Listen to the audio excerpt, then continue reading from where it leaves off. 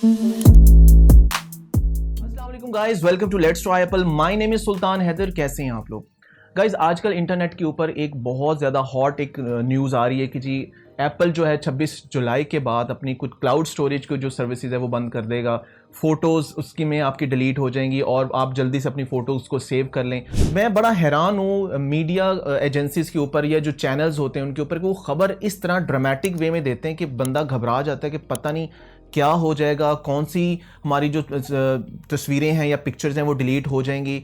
और मतलब वो इस तरीके से आपको न्यूज़ देते हैं कि आपके पैरों के नीचे से ज़मीन निकल जाती। तो मैंने जल्दी से सोचा कि आपकी बेटर अंडरस्टैंडिंग के लिए आपको पहले बता दूं कि हकीकत क्या है और ये चीज़ क्या है जिसको एप्पल बंद करने जा रहा है, और इसके बाद आपको किसी किस्म की कोई क्लैरिटी की ज़रूरत इंशाल्लाह नहीं रहेगी।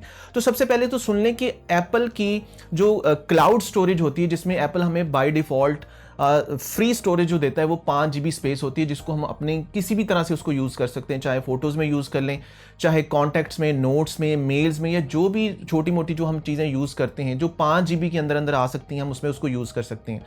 वहीं पे एप्पल ने हमें एक माई फ़ोटो स्ट्रीम की एक सर्विस जो है वो एप्पल ने मुतारिफ़ करवाई थी। इसका फ़ायदा पहले सुन लें, इसकी बेसिक अंडरस्टैंडिंग क्या है। कि इसका फ़ायदा ये होता है कि जब आप एक डिवाइस के ऊपर फोटोज लेते हैं और आप चाहते हैं कि यार ये ऑटोमेटिकली मेरी दूसरी डिवाइस के ऊपर भी अपलोड हो जाए, जिसके ऊपर iCloud का सेम आईडी लगा हुआ है जो आप इस पहली डिवाइस पे यूज कर रहे हैं, तो जितनी भी डिवाइसेस पे वो वाला iCloud आईडी आपका लगा होगा वहां पे वो ऑटोमेटिकली वो पिक्चर जो होगी वो अपलोड हो जाएगी। इसका फायदा ये होता है कि आपको दोबारा से ट्रांसफर नहीं करना पड़ता उस जगह पे फोटोज को।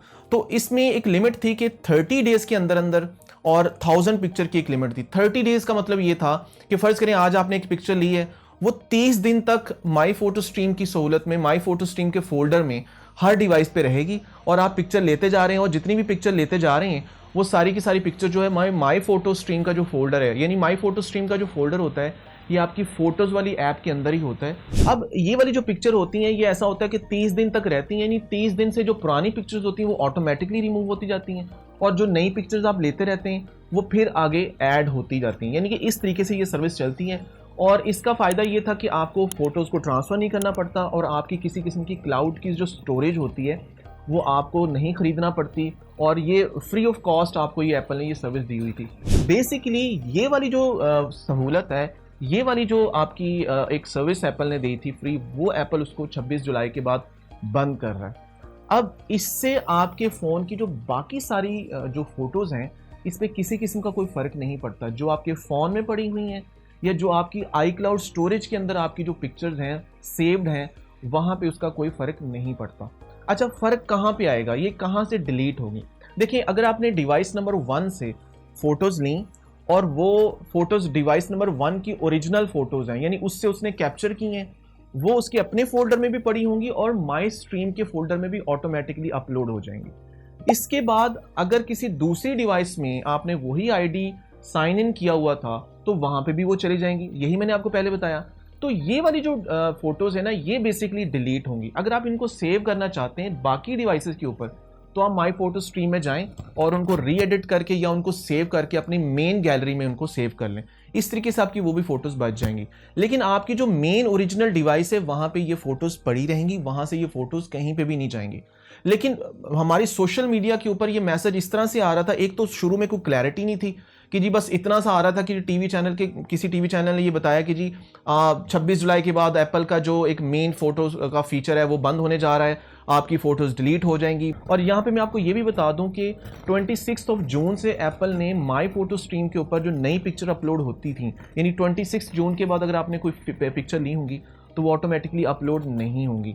इट मीन्स कि 26 जून से पहले पहले आपने जितनी भी फोटोज ली होंगी अपनी मेन डिवाइस के ऊपर, और अगर वो माई फोटो स्ट्रीम के जरिए किसी दूसरी डिवाइस के ऊपर वो अपलोड हुई हैं तो वो वहाँ पे पड़ी होंगी। अगर आप चाहते हैं कि बाकी वाली डिवाइसेस में वो पिक्चर्स आपकी पड़ी रहें तो आप वहाँ से उनको कॉपी कर लें, अपने ही फ़ोन में कॉपी कर सकते हैं। माई फोटो स्ट्रीम में जाएं और वहाँ पे जाके फ़ोटोज़ की जो सेटिंग होती है वहाँ पे जाके देखें। वहाँ पे आपको या तो सेव इमेज का एक ऑप्शन मिलेगी, या फिर आप उसको एडिट करेंगे। एडिट में जाके जब उसको दोबारा से ओके करेंगे तो वो ऑटोमेटिकली उसकी एक डुप्लीकेट कॉपी जो होगी वो आपकी गैलरी यानी जो मेन फोटोज़ का फोल्डर है वहाँ पे वो सेव हो जाएगी। बेसिकली एप्पल इसको रिमूव इसलिए करने जा रहा है कि एप्पल की जो क्लाउड, एप्पल चाहता है कि आप जितनी भी पिक्चर लें वो आप सिंक करें अपने क्लाउड के साथ। अपने iCloud स्टोरेज के अंदर। यहाँ मैं आपके अंडरस्टैंडिंग के लिए एक चीज़ बताना चाहता हूँ जो आपके लिए बहुत ज़रूरी है कि iCloud में भी फ़ोटोज़ हम 2 तरीकों से सेव कर सकते हैं। फॉर एग्जाम्पल पहली बात तो अपने माइंड में ये रख लें कि अगर आपने iCloud के ऊपर अपना बैकअप या स्टोरेज या अपनी ज़्यादा एप्लीकेशन का डाटा रखना है तो ऑब्वियसली आपको स्टोरेज परचेज करना पड़ेगी, जो कि पहले एप्पल के जो रेट्स थे पाकिस्तानी रुपीज़ के हिसाब से 50 GB की स्टोरेज थी वो आपको 100 में मिलती थी, 200 GB की जो स्टोरेज थी वो आपको 300 में मिलती थी, और 1 TB की जो स्टोरेज थी वो आपको 1000 रुपीज़ PKR में आपको वो अवेलेबल थी। और ये मतलब 3 स्लैब्स हैं जो एप्पल इस वक्त ऑफर कर रहा है। लेकिन पिछले ही मंथ एप्पल ने अपनी जो प्राइसेस हैं उनको इंक्रीज कर दिया और ये प्राइसेस ऑलमोस्ट डबल हो गई हैं। तो ये रेट्स हैं। तो सबसे पहले iCloud के अंदर अगर आपने अपनी सर्विसेज ये यूटिलाइज करनी है तो आपको ये स्टोरेज परचेज करना पड़ेगी अपनी रिक्वायरमेंट के मुताबिक। फॉर एग्जांपल आप अपनी स्टोरेज परचेज कर लेते हैं तो यहाँ पे मैं आपको बताता हूँ कि आप 2 तरीकों से कैसे अपने फोटोज़ और डाटा को सेव करते हैं। एक तो तरीका ये होता है कि आप अपनी पूरी डिवाइस का बैकअप क्रिएट कर लें। जो आपकी पर्टिकुलर एक डिवाइस होती है आप उसका बैकअप क्रिएट करते हैं और उस बैकअप के अंदर आपकी सारी photos, contacts, images, videos, each and everything, आपकी एप्लीकेशन का सारा एज इट इज़ डाटा जो होता है वो आपके iCloud पे सेव हो जाता है। आप कोई नया फ़ोन लेते हैं तो आप उसके अंदर iCloud लगा के वो रिस्टोर फ्रॉम बैकअप उसको कर सकते हैं, तो वो सारी का सारा फ़ोन आपका जो होगा ईच एंड एवरीथिंग उसमें कॉपी हो जाएगा। दूसरा तरीका ये होता है कि अगर आप अपना बैकअप नहीं बनाना चाहते तो आप डाटा को सिंक करते हैं। सिंक करने में ये होता है कि आप अपने iCloud को साइन इन करते हैं और आपकी फ़ोटोज़ में जाके फ़ोटोज़ का जो iCloud स्टोरेज वाला जो टैब है उसको ऑन कर देते हैं और उसके बाद जितनी भी आप फोटोज़ या वीडियोज़ लेते हैं वो मोस्टली जो होती हैं वो आपकी iCloud के ऊपर वो सिंक होना शुरू हो जाती है। सिंक से मुराद ये है कि आप किसी भी दूसरी डिवाइस में जब अपना आईडी साइन इन करेंगे वहां पे ऑटोमेटिकली वो सारी की सारी फोटोज आ जाएंगी। लेकिन अगर आप यहाँ पे कंफ्यूज हो रहे हैं कि यार माई फोटो स्ट्रीम में भी तो यही सहूलत थी ना कि दूसरी डिवाइसेज में साइन इन करके आप फोटोज वहां पे ला सकते थे, लेकिन वहां पे हमारे पास लिमिट थी 30 डेज की और 1000 फोटोज की, जिसमें हमारी प्लेन सिंपल फोटोज थी, यानी वो वाली फोटोज जो लाइव फोटोज ना हो। लाइव फोटोज वहां पे अपलोड नहीं होती और इसके साथ साथ वीडियोस भी वहां पे अपलोड नहीं होती। और यहाँ पे मैं आपको ये चीज़ भी बता दूं कि माई फोटो स्ट्रीम के अंदर एक मसला ये भी था कि अगर आप अपनी मेन डिवाइस के अंदर कोई फोटो एडिट करते हैं तो उसका जो चेंजिंग्स होंगे, उसकी जो मॉडिफिकेशंस होंगी वो ऑटोमेटिकली अपलोड नहीं होंगी माई फोटो स्ट्रीम वाली फोटोज पे। और माई फोटोज वाली जो स्ट्रीम वाली फोटो है वो वैसे भी लो रेजोल्यूशन में अपलोड होती हैं क्योंकि एप्पल ने वो फ्री स्टोरेज दी थी, तो एप्पल मतलब उसको लो रेजोल्यूशन में अपलोड करता था। तो दूसरी तरफ जब आप iCloud पे सिंक करते हैं या iCloud के ऊपर अपनी स्टोरेज के ऊपर उसको पिक्चर को सेव करते हैं तो वहां पे आपकी सारी photos, videos, each and everything वो सिंक भी होता है। ना सिर्फ सिंक होता है सारी डिवाइसेस पे, बल्कि अगर आप मेन डिवाइसेस के अंदर उसको कोई चेंज करते हैं, उसके अंदर कोई मॉडिफिकेशन, कोई एडिटिंग वगैरह करते हैं तो उसका इफेक्ट जो होता है वो बाकी सारी जितनी भी डिवाइसेस के ऊपर वो पिक्चर्स सिंक्ड होती हैं, यहाँ पे पड़ी होती हैं, जहाँ पे आपका आईडी लगा होता है वहाँ पे वो अप्लाई हो जाता है। तो ये बेसिकली फ़ायदा है iCloud स्टोरेज का। तो ये माई फोटो स्ट्रीम का जो एक टेम्परेरी फीचर था, इसका फ़ायदा ये होता था कि हम फ़र्ज़ करें कि आपने एक डिवाइस पे पिक्चर्स ली हैं, आपको टेंशन नहीं होती थी कि अब मैंने यार फ़ौरन से दूसरी डिवाइस पे इसको कॉपी करना है या तीसरी डिवाइस पे भी इसको कॉपी करना पड़ेगा। वो ऑटोमेटिकली आपकी इस सहूलत के ज़रिए वहाँ पे अपलोड हो जाती थी। तो इसलिए आपको घबराने की कोई ज़रूरत नहीं है।